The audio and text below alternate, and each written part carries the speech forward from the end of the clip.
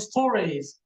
And today I'm very excited to introduce you and to introduce storytellers because I'm replaced the irreplaceable Mr. John Rowe. So without any further ado, today we have like storyteller from Irish, Eimear Burke. She is a druid and storyteller. She has a deep love of the ancient Irish tales, and she has a passion for storytelling. And I'm very proud to introduce you today from Marrakesh. And the floor is yours, and we are very happy to have you here with us today. Thank you so much. Thank you for that lovely introduction, Omar. Do I have about half an hour, 45 minutes? Yes, you do. Roughly. Okay. Thank you so much. Well, greetings from a rather dull Ireland here in November. So anyway, let me get started with my stories. What I like to tell are traditional Irish stories, and then others from other traditions that I've kind of made my own or placed them in an Irish context, because so many stories are universal. So here's one from the Irish myths. Angus Og. Angus Og was a Celtic god of love, and everybody loved Angus. He had beautiful golden curls and deep hazel eyes and a smile that melted the heart of anyone who had to see him. Everybody loved Angus, and wherever he would walk, well, the flowers, they would just burst into bloom. And when he passed the crops in the field, they would ripen. And the cattle, when he passed those by, well, they produced the sweetest, creamiest, richest of milk ever to have been had in all of Ireland. Not only that, he had a golden voice. Whenever Angus sang, well, the birds, they responded with songs of their own. And between them both, they would create the most magical and healing of songs. And all who heard them were healed of any illness that they had. So all was well in the island of Ireland in those days. There was peace, prosperity, abundance. Plenty of food for everybody, no war. Good climate, all was well. And he lived with his mother and father. His mother was Boann, the great, cow goddess, she who gives her name to the river Boyne, and his father, Andaya, the good god. And they lived in Brú na Bóinne, what is known today as Newgrange. And as I said, all was well, as it always is, until it isn't. One day, this strange illness came over Angus Og, and all he could do was lie in his bed. And he would say, "Leave me be, leave me be." All relief can only be found by sleeping. His parents were worried, and they called the healers and the herbalists of the land. Nobody could divine what it was that ailed him, and as a result couldn't have a cure. And all Angus could do was lie in his bed, getting weaker and weaker and weaker. And it was like a dark shadow came over the island of Ireland. The flowers, well, they no longer bloomed, and the crops in the field, well, they withered. And the cattle, they no longer produced that rich, creamy milk. And the birds, they no longer sang. And his parents were worried, not only for the sake of their son, but for the integrity of the whole island of Ireland. And that shadow over the land was getting darker and darker, and Angus Og getting weaker and weaker and weaker. And all he'd say again and again, "Leave me be. I know no comfort except when I'm asleep."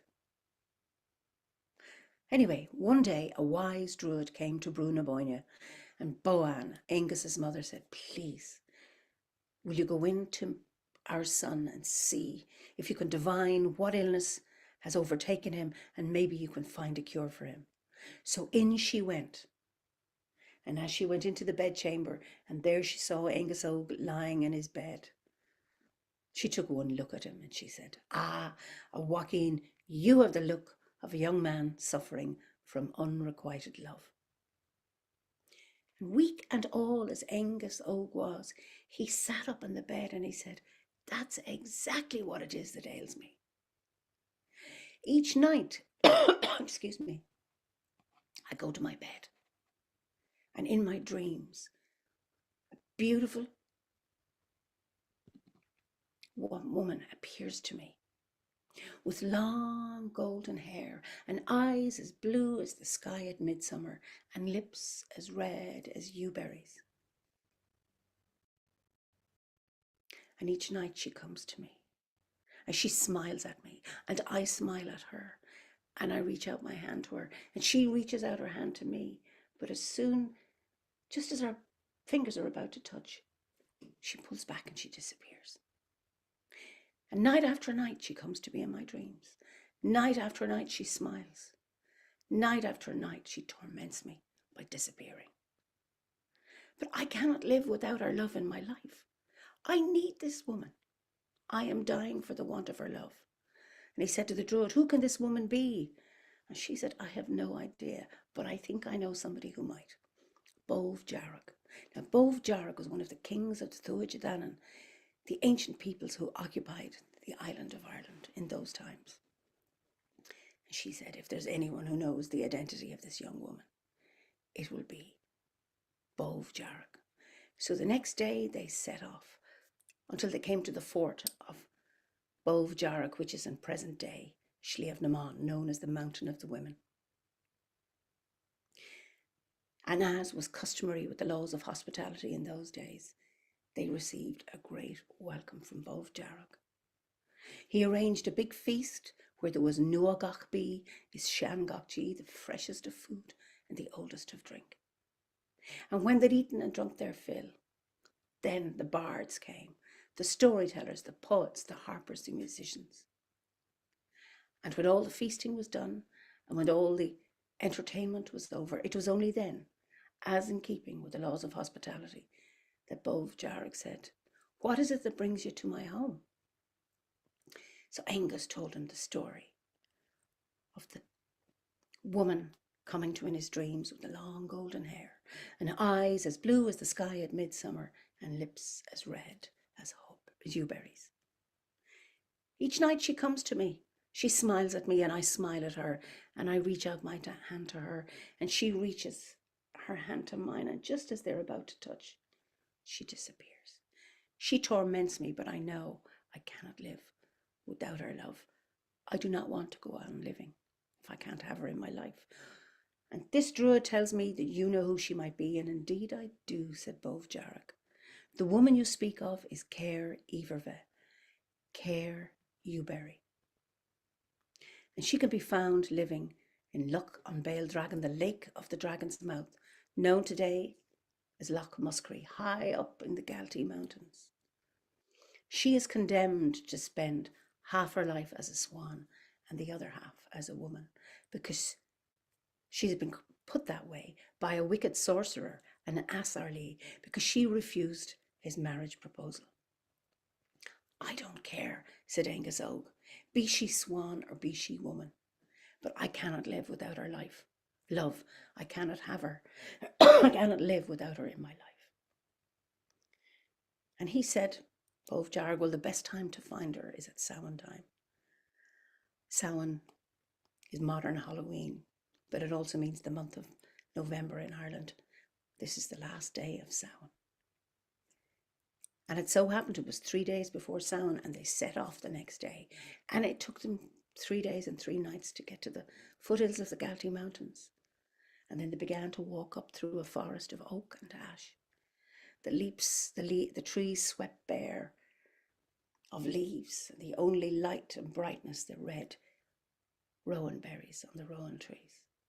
And when they had walked through the forest with Bove Jarrock on one side and the Druid on the other, encouraging Angus, because he was still very weak, to put one foot in front of the other, they walked through the forest, and out they came onto open moorland, a more desolate place you have never seen in all your life.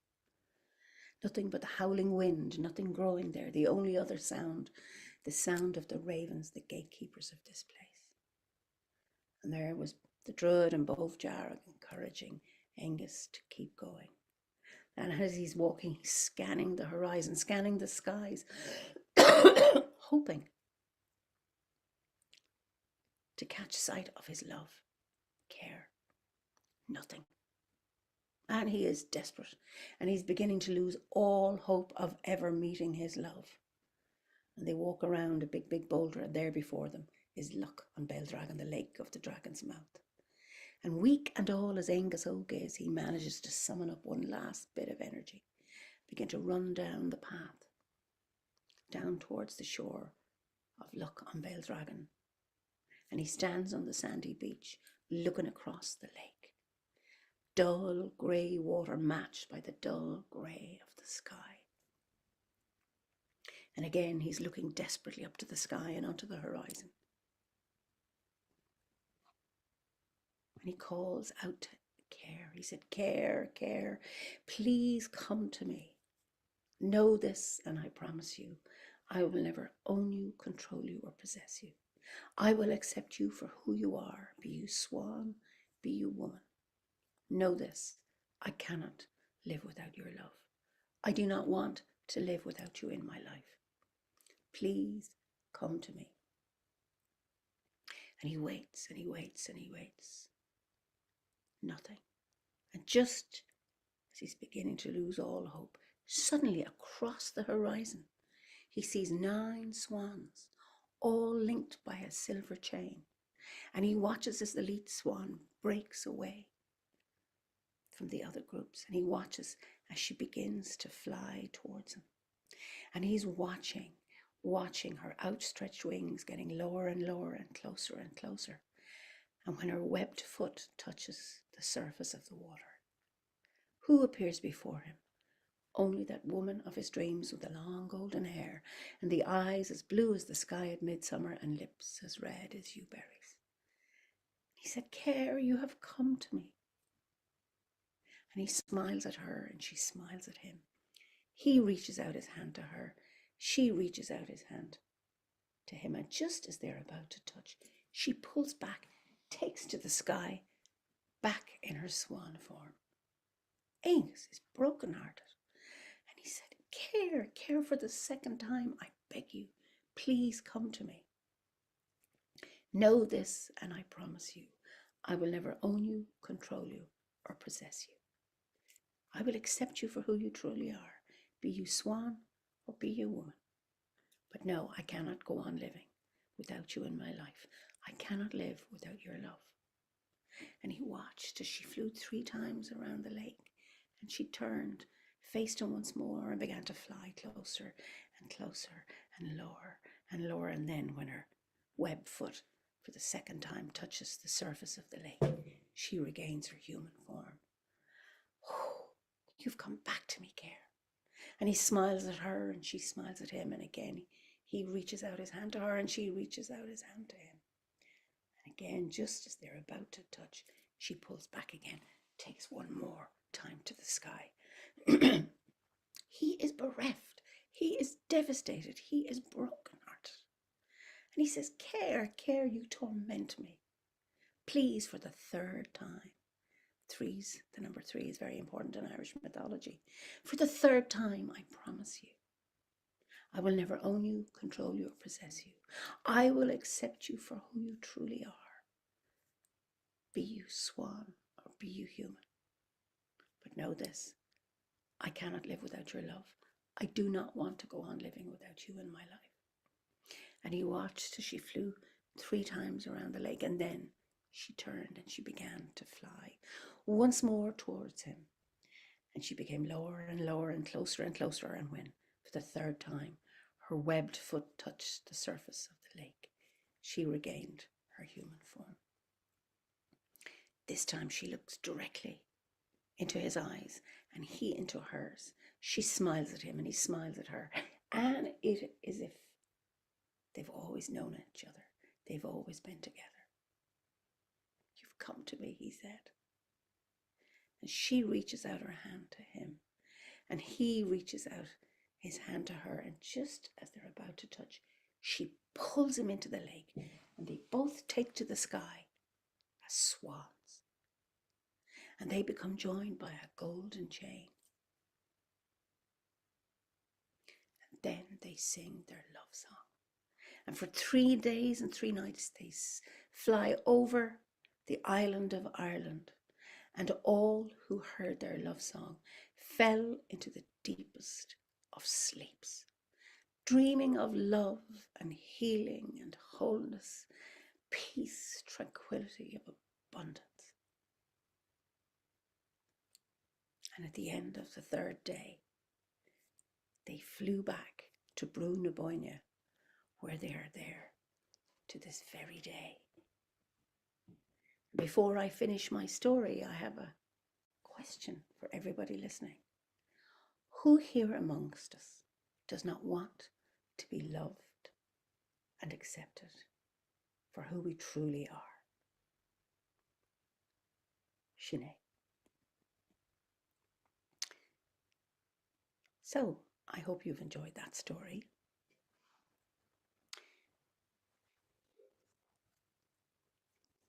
So my next story is an adaptation of a story I once heard.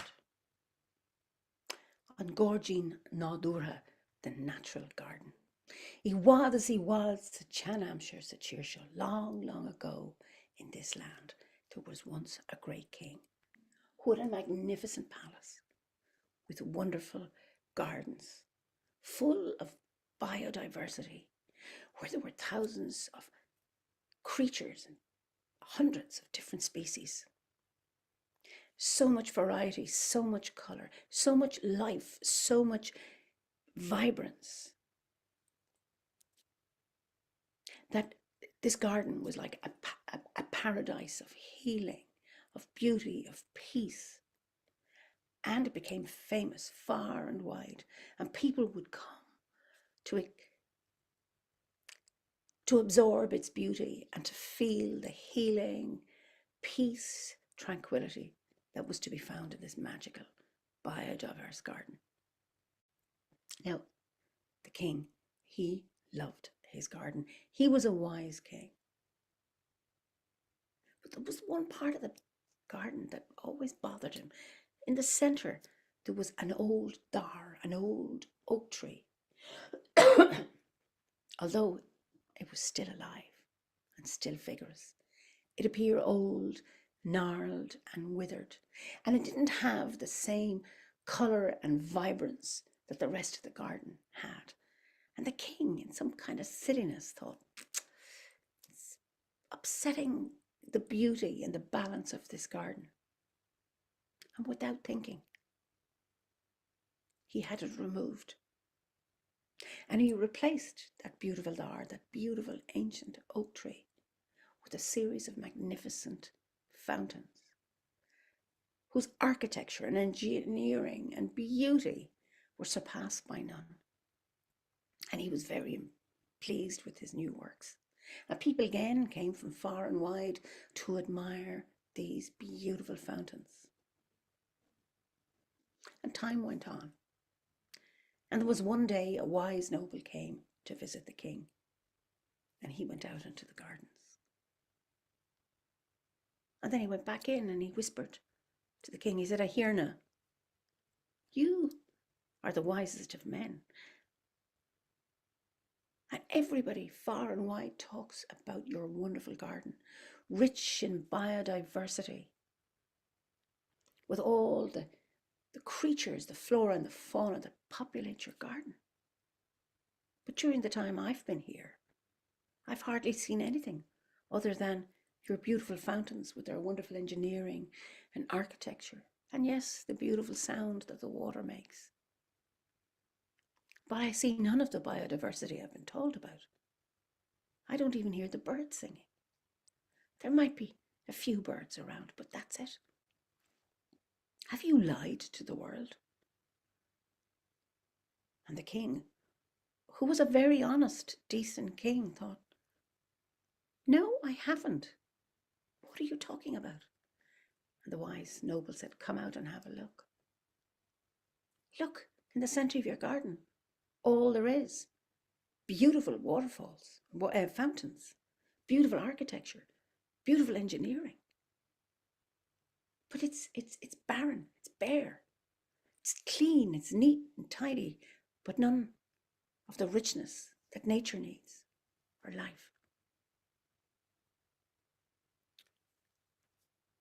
And the king realized that what the wise man was saying was true, and he realized for the first time, there's no birdsong.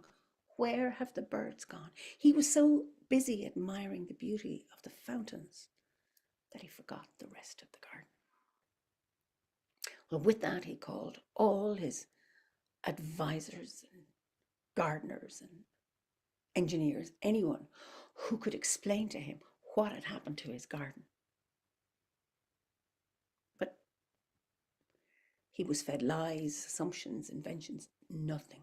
There was nobody who could offer an explanation as to what had happened to his garden. Even when he offered a great reward, still, nobody could tell him how he could recuperate, renew, heal his own garden back, to its once former splendor. Now, years went by, and a young man presented himself in the court, and he said that he could provide an explanation as to what happened to his garden. And he could tell him how the animals and the biodiversity could be restored once more. Well, please tell me. Well, said the young man, what happened to your garden is that there aren't enough moths and butterflies. Well, when the assembled court heard this, it said, throw that idiot out. We've never heard such nonsense. And the laughter was something else. And the king said, stop, I've had enough of your lies. Not one of you have been able to offer me an explanation. And this is the first time I've heard an explanation like this. So he was curious. And he said, go on, young man. Please continue. And he did. And he started to explain how the garden's big animals fed on the smaller animals and the birds, and how they fed on the caterpillars of the moths and the butterflies, and how the moths and the butterflies fed on the sap from the leaves and the honeydew that the aphids produced, and how the moths and butterflies laid their eggs in the oak tree, and how the oak tree protected the caterpillars, who provided food for the birds and other mammals, who provided food for the bigger mammals, and how the oak tree provided protection, a safe place for small birds to lay their eggs, and how the soil beneath that beautiful oak canopy was rich in carbon and nutritious minerals, and not to mention the mycelial network just up beneath the surface of the oak tree, which provided a healthy environment for so many species, and one species was dependent on another to survive. And each one was vital to the other. And with biodiversity, more species could come, and each one would feed the other, creating a rich, diverse habitat and make for really beautiful gardens. And the young man was talking and talking and talking, and the king said, hold on, whoop, I've heard enough. But how does a young man, someone as young as you, know so much about this? Well, said the young man, because all that were in your garden are now at my house. And the king says, how do you mean? Well, he said, long before I was born, my father collected that old ancient oak tree that you had removed from your garden to replace it with a series of fountains. Well, my father took that old dar and he planted it at our house. And since then, every spring, thousands of moths and butterflies emerge from that oak tree. And with time, as the moths and butterflies arrived, well, then the birds, and then the smaller mammals, and then the bigger mammals, and so on and so forth, creating a beautiful cycle of life, death, and rebirth, and diversity. All thanks to those moths and butterflies from that old thar, that ancient oak tree. Excellent, said the king. Well, now I'll be able to recover my garden, and I'll make you rich, young man. Rest assured that within a week, all the men will be ready, and we will spare no expense. Well, Your Majesty, I'm afraid it's not as easy as all that. How do you mean? Well, I can try to recreate your garden, but you will not live to see it. It will take many years for the natural balance to be restored. With great fortune, maybe, when I am an old man, I might see that rich biodiversity returned to your garden. Things like these do not depend on how many men you set to work on them. Such is the delicate balance of nature that once you destroy it, it takes a long time for it to recover. It does, but it takes time. That king, like I said, he was a wise king. He had made a big mistake, and he learned from that mistake. And he promised there and then that he would spend the rest of his reign traveling throughout his kingdom, talking about the importance of biodiversity, the balance of nature, how important it is for all of us to recognize we are all part of nature. We don't control it, but we like to live in harmony and peace with the earth and her beings. Shine Mushkelsa.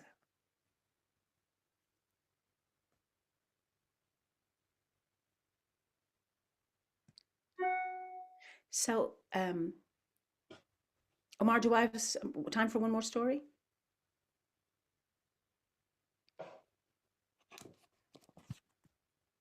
Omar, do I have time for one more story? You're muted.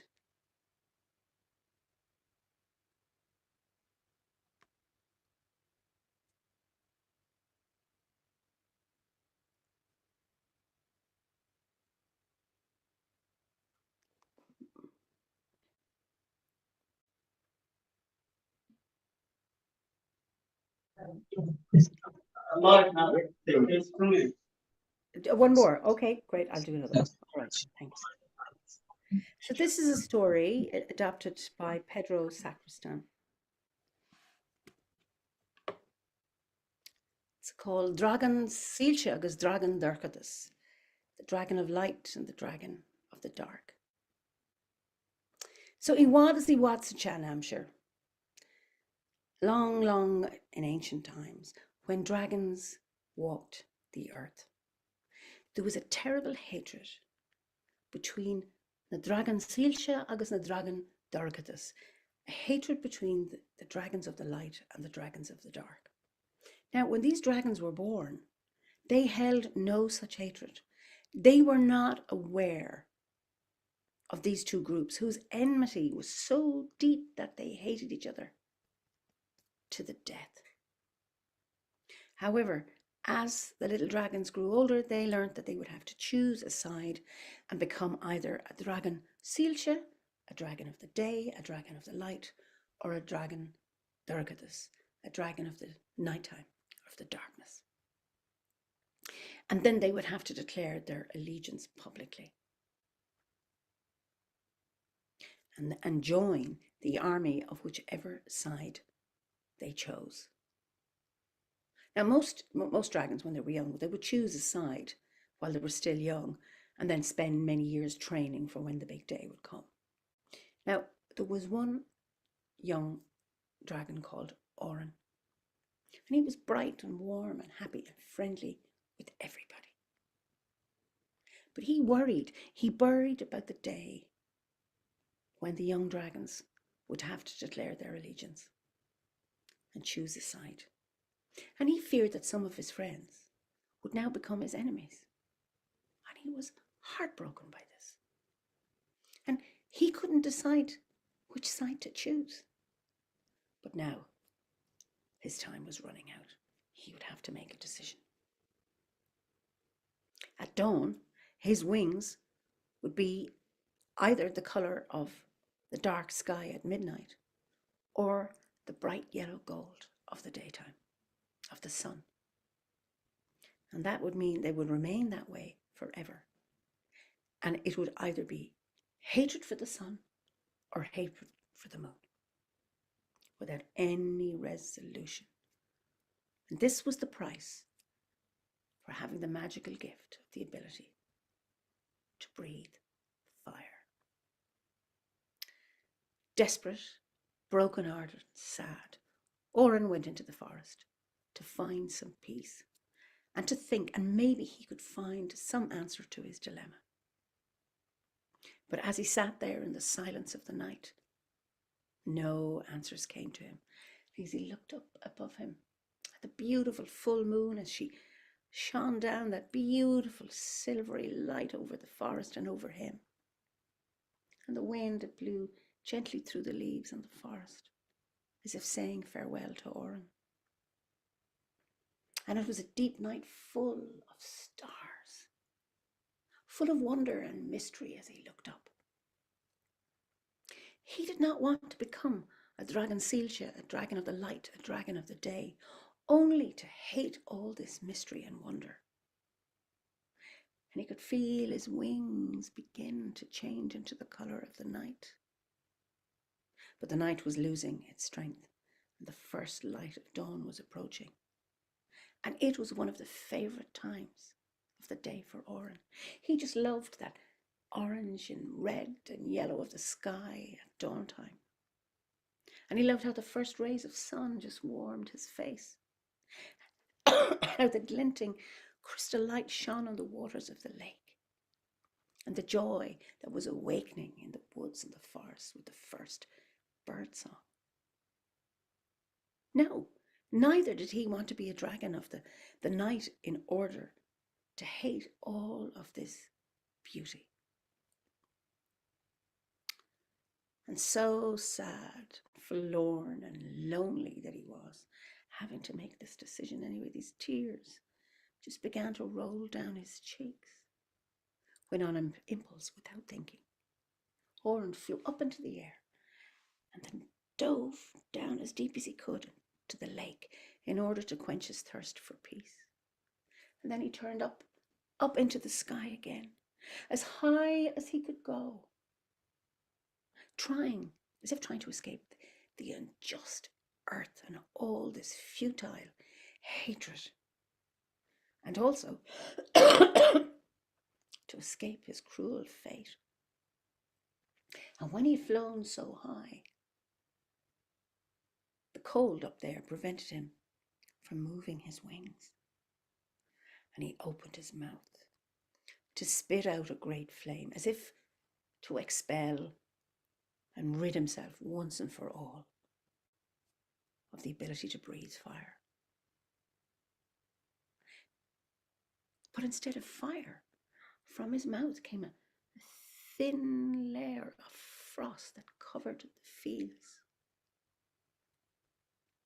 as if his desire for peace and the magical waters of the lake had worked a miracle. And only then did he discover that he wouldn't be a dragon Doricus, a dragon of the dark, a dragon of the night, and neither would he be a dragon Silche, a dragon of the light of the day. Since now his wings belonged, one wing to the moon and the darkness, and the other wing to the sun and the light.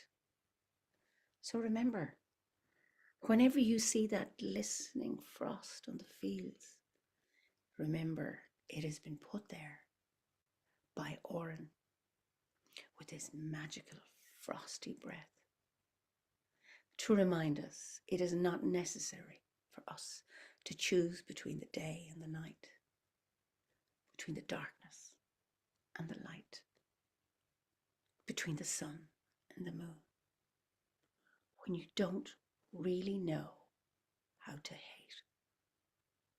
Shine Muskel Shkelsa.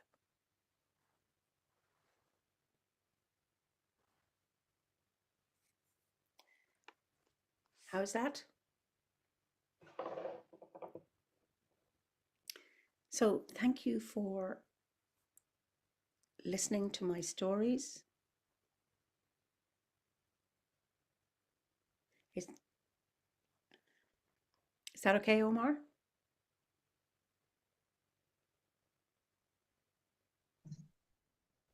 Thank you so much, dear Eimear Burke, for this beautiful and enchanting stories. We really enjoy it. We really love the stories and the way you tell the stories, and I feel relaxed and calm when I heard your stories. I don't know why, because you have a very low voice and you speak in a very low voice, and this is your style, and I enjoy it. And also you have very good vibes in telling stories, and I feel calm and relaxed. So thank you so much for these stories and beautiful stories. Thank you so much. Before we go I just want to say something. For the next events, we have like the next Sunday, December 1 December at 6 p.m. We have worldwide storytelling with Mr. Mike Rust. And then we have Justin Demier with Wednesday, December 4th, 7 p.m. Tales and Tunes. You know, all times are London, UK times. So I hope you enjoy the stories, ladies and gentlemen, and I hope you enjoy these beautiful stories and you enjoy Mrs. Eimear Burke. And thank you so much for this opportunity for introducing you this day. And bye-bye. Thank you, Omar, for hosting me. I look forward to seeing you in Marrakesh. I'm going to be there in January. Will you be there?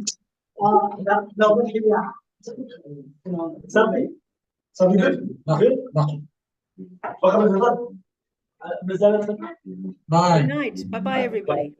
Bye-bye.